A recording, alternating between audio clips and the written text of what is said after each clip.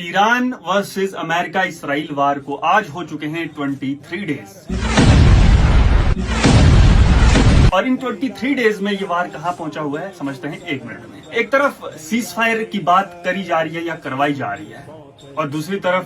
امریکہ کو یہ ڈر ہے کہ ہمیں ایران کے سامنے جھکنا نہ پڑ جائے، کیونکہ ایران نے جو کنڈیشنز امریکہ اور اسرائیل کے سامنے رکھی ہوئی ہیں وہ کنڈیشنز امریکہ کے لیے ایکسپٹ کرنا ناقابل قبول ہے، اور اگر امریکہ ان کی بتائی ہوئی ڈیمانڈز ایکسپٹ نہیں کرتا، مانتا نہیں، تو یہاں سے ایران بھی یہ کہہ رہا ہے کہ ہم جھکنے کو تیار نہیں۔ ایران نے یہ کہا ہے کہ ہم اپنی قوم کے آخری شخص تک اس وار کو لڑتے رہیں گے۔ دیٹ مینز کہ ایران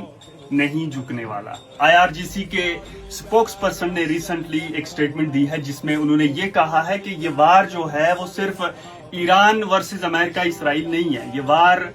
ہم پیلسٹائن کے لیے بھی لڑ رہے ہیں۔ بسم اللہ الرحمن الرحیم، الى اخواتنا المسلمین فی المنطقہ والى احبائنا فی ارض فلسطین۔ اینڈ اگر میں آپ کو اس سے بھی آسان شبدوں میں سمجھاؤں تو ریسنٹلی کچھ دن پہلے امریکہ کے ڈیفنس منسٹر نے یہ کہا کہ ہمارا جو اینمی ہے وہ شیعہ سنی نہیں ہے۔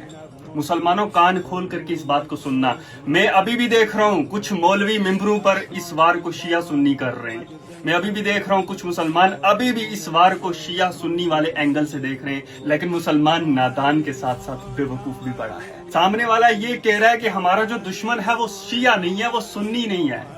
ہمارا دشمن جو ہے وہ اسلام ہے۔ اور ایران اس وقت صرف ایران کی طرف سے نہیں لڑ رہا بلکہ امت مسلمہ کی طرف سے لڑ رہا ہے، کیونکہ سامنے والا اس وقت شیعوں کے خلاف نہیں، سنیوں کے خلاف نہیں، اسلام کے خلاف لڑ رہا ہے۔ In Afghanistan, name the Islamist enemy, whether they are Sunni or Shia, because this is a Shia regime, Sunni or Shia, and Iran's been willing to harbor them